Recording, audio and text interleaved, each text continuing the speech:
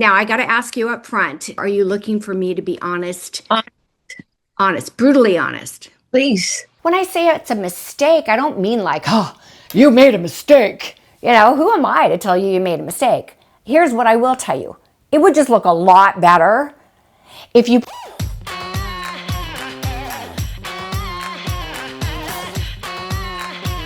Rug coming through, rug coming through.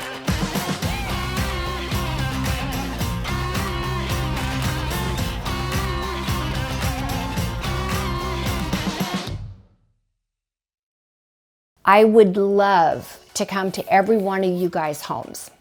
I would like to show up on your doorstep. And I promise you, if I walked into your house and I took a look around, I could make a significant difference in your home in 2 to 3 hours without spending a dime. Not kidding.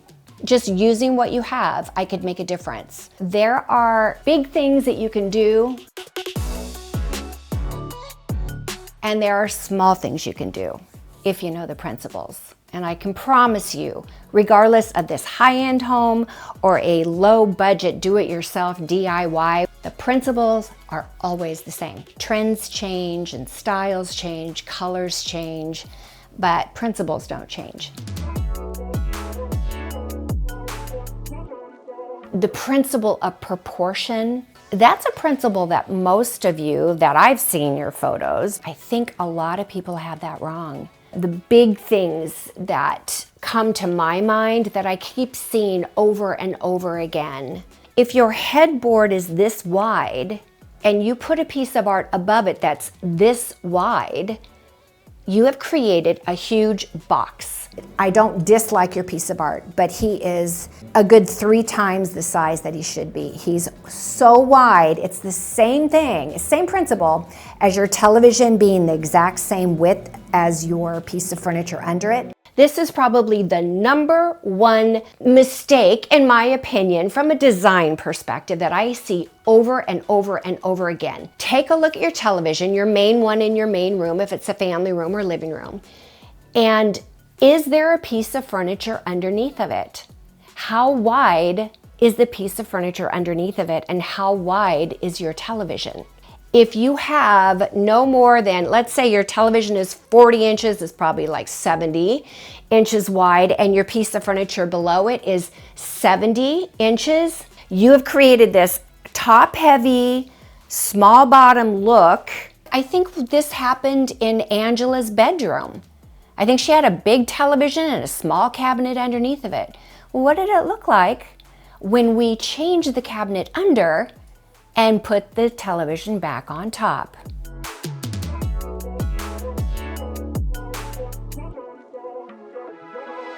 When I say it's a mistake, I don't mean like, oh, you made a mistake. You know, who am I to tell you you made a mistake? Here's what I will tell you.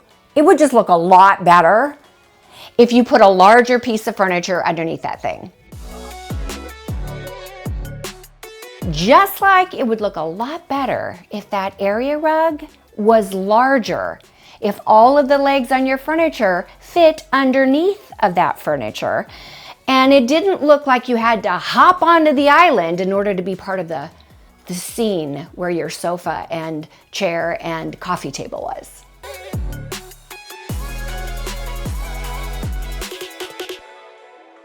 You got too much furniture? You're like overdoing it? That's the honest to God, brutal truth. I think this is too much. Okay. Too much black.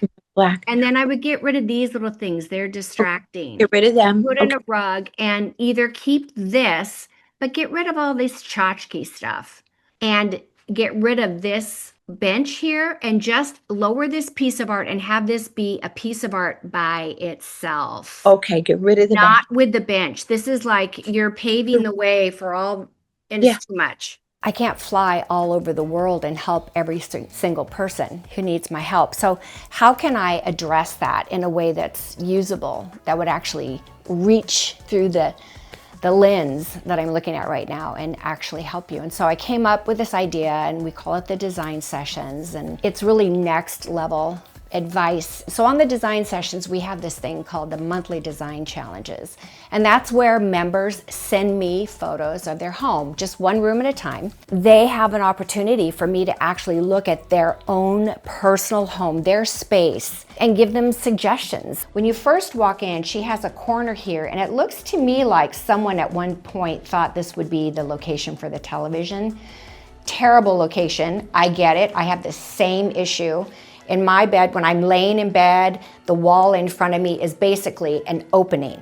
So you've got a vertical space and you need a horizontal television. It just looks terrible. And the fact that it would be the first impression when you first walk in, and I think you should paint this entire wall area right here. Start right here on this wall all the way over and then come across as the room bends. And the reason it's possible for you, Vita, is because you have a stopping edge.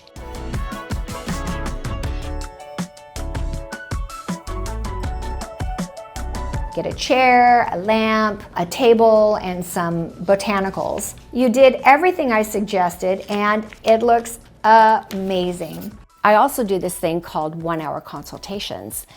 And every Friday, I'll have between 1 and 3 different consultations. I've done well over 100 of these. And it's where people contact me and they actually hire me to be their designer. Should I do a built-in to put the TV and accessories in? And I say yes. I want to use that wall for your built-in. That's what I was thinking. This is where your built-in would be. And I didn't go wall to wall. For one reason, your window's here, and it would hit right at the window. Right. So I'm stepping this in, and you'd want to do the same distance in on each side. Okay. For the symmetry. Yes.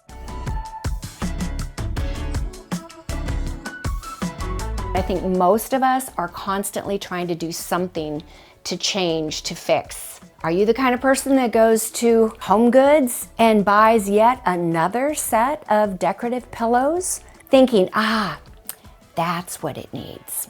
And you bring it home, and you know what you end up with? More stuff.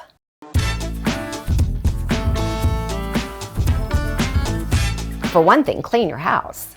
Purge. Get rid of things. I mean, you're not taking it with you when you die. I'm here to tell you you're not. There's no U-Haul attached to your hearse. Over and over and over again, it's the same things that people are repeating. And I just want to say, no, just tweak it this way, or just do that, which is exactly what I would do if I came to your home. I would take what you have, I would rearrange your furniture most likely, maybe pull it away from the wall, and most likely I would probably change the art in your rooms. I'm gonna tell you honestly, this piece of art needs to be removed. Okay. There's not enough wall space around it. It's just squeezed into that space. That is not a good place for that. So where does this guy go? I have an idea. Okay. He now hangs in front of this, and you no longer have to deal with the fact that you have an annoying niche. He'll cover that. I love that. And here's the thing that I see happening over and over again. This is the honest and brutal truth. You don't need to have something on every single wall. Do you like those? It's got some gold in it. On the wall to where the horses are? Correct. Nothing. That's what. Put nothing. Okay, nothing. Nothing. Nothing it is. Yeah. Okay. Good job. I love this. The most repeated style, does anyone want to guess? You want to leave a comment below and tell me, what do you think? Stop the video. Well, don't stop it, but just listen to me talk and answer. What do you think is the most common style people are choosing? Guess. Okay, write it down. I'm giving you da da da da da da da da. Glam. So many people. They like coastal, they like farmhouse with a touch of glam, or they like modern and contemporary with a touch of glam. They always say a touch of glam. Everyone wants to have a touch of glam. Do you know what a touch of glam is? It's something you do very carefully. Okay, don't hate me. No, it's okay to get rid of the mirror. Oh my God. Okay. Do you see what I wrote? That's the gallery glam day. Exactly. You gotta know what kind of glam to do. Am I telling you not to be glam? No, I like glam too. Look, hey, this piece of art behind me, this is modern. It could be considered contemporary. It's impressionistic, but it has a glam aspect to it. Do you know what that is? The frame here, it's a floating canvas with black behind it. This is a silver metallic. The artist ran not only a silver metallic paint here, but a bronze metallic here, and then she drips right in this area over the black. She drips copper and gold. That's glam. But a lot of you, when you think of glam, you think of this. And how many of you are still kind of bummed that your chandelier does not hang directly over the center of your table in your dining room? Do you know that it would probably cost you under $200 to move your chandelier over to be centered on the table, or to get rid of grandma's china cabinet and use it in another room, or do something so you can center the table in the center of the room? That like probably 60% of people's dining room table is off center from their chandelier because they have a cabinet here that forces the table over. And of course, builders always take a square room like this, they take a line like this and a line like this, and they go right there. That's where the chandelier should go, dead center of the available space. You can fix these things very easily if you know how to do it. And when you rehang your chandelier, please write this down. This is Design Sessions Gold I'm giving you right here. Your chandelier should hang no higher than 30 inches off of your dining table, up to 36. But 36 can be pretty high. 30 is more optimal. I like your light fixture here. I just got it. Okay. Good. I like that one, but it needs to be dropped 5 inches. It's I too knew high. it. See, I drew that in. Yeah. Doesn't that look high there? Yes. Yes. But if it dropped down to here, it feels like it's now in this space. Why did I make this video today? Because I really wish I could come over to your house. I do. I think like in a couple of hours, I could walk away and you would like love your house so much more. And I want to do that for you. I do. But is it realistic? I guess my brutally honest truth is something that I hate to even, I don't hate to. I love to talk about this. I want to talk about this. And it's not what you want to hear, but it's what you need to hear. Is I have gone out of my way to create a format and a forum and a platform that is designed to help you. So much so that I even have these 1-hour consultations. I promise you, they are a lot more expensive because you're actually getting me for an hour. And the truth is you're getting me for 3 hours because I spend 2 hours before I come on the Zoom call, preparing, even shopping. You know, I make content every single week and I bring it, I boil it down. What is that when you boil it to reduce, to make a sauce, right? To make a really rich, yummy sauce. What is the point? And I thought, I gotta be real with them. I gotta be honest. In fact, not just honest and not fear that you're gonna think I'm trying to sell you something or get you to join my thing. I need to be brutally honest and let you know, you do. You do. Unless you happen to be one of those people who is naturally skilled in this. You've watched so many of my videos over the years. I've got over 500 of them. You could have picked a lot of this stuff up along the way, but I'm here to tell you that the photos I receive from you guys are from people who have watched me for years, and they haven't by osmosis picked up the principles. I look forward every month to the 5 people we select from monthly design challenges. And this again is from the members from the design sessions. I love looking at their photos. It just makes you very real to me. I read their little submission of what their issue is. And then I'm like, okay, well, she needs to move this over here. Oh, well, that needs to be bigger. Oh, you got window treatments, but they're tab top, and so they look sad sack. And by the way, iron your window treatments. How hard is that? Oh my gosh, like, sometimes I want to, I went to a designer showcase house last year, and I don't think one designer there, maybe one, actually ironed the window treatments they put up. And when I say that, it's because they come in those bags, right? Amazon bags. You see these lines that you're seeing here? This is not the quality of my printer. These curtains were hung without being ironed. Any of you know what the high-low theory is? Do I see any hands? Well, Jason's house. The high-low theory is when you successfully pick and choose where you're going to spend your money. But if you do it really right and really well, you actually create a luxury feel where everything looks expensive. So the concept of the high-low principle teaches you that.